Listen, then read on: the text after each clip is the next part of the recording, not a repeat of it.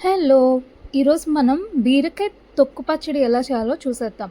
ఫస్ట్‌గా ఒక పాన్ తీసుకొని దాంట్లో ఆయిల్ వేసుకొని రెడీ చేసుకోవాలి హీట్ చేసి. దాని తర్వాత వెల్లుల్లి, అలాగే చిన్న అల్లం వేసి బాగా కలపాలి. కలిపిన తర్వాత బీరకాయ మనం తొక్కు తీస్తాం కదా! అది పారేయకుండా ఇలాగా కడిగేసి ఒక దగ్గర పెట్టుకోవాలి. పెట్టుకున్న తర్వాత ఇలా దీంట్లో వేసుకొని కలుపుకోవాలి.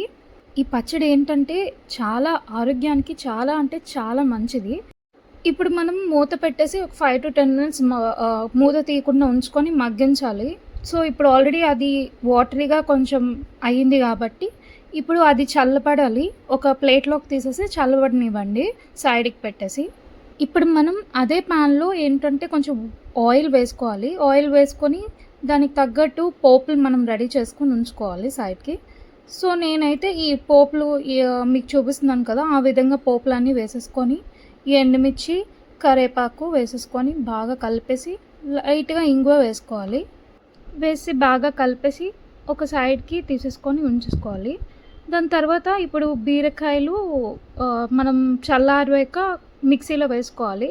వేసుకున్నప్పుడు నా దగ్గర అయితే నువ్వుల పొడి ఉంది. సో, నేను నువ్వుల పొడి యూజ్ చేస్తున్నాను. మీ దగ్గర నువ్వులున్నా నువ్వులు నార్మల్‌గా వేసుకోండి. చాలా టేస్టీగా ఉంటది నువ్వులేసుకుంటే. అండ్ లైట్‌గా సాల్ట్ వేసుకోండి. అలాగే చిన్న చింతపండు వేసుకుంటే చాలు. అండ్ కొంచెం వాటర్ వేసుకోండి. సో దట్ కొంచెం మెత్తగా వస్తది. అంతే. ఆ పైన కొంచెం అలాగా పోపులు వేసుకోవడమే అంతే. మన బీరకాయ పచ్చడి రెడీ అయిపోయినట్లే. ఇదేంటంటే వేడి వేడిగా అన్నంలో తింటే చాలా చాలా బావుంటది. మరిన్ని కొత్త వీడియోస్ కోసం మా M&M బుక్‌ని సబ్స్క్రైబ్ చేసేయండి.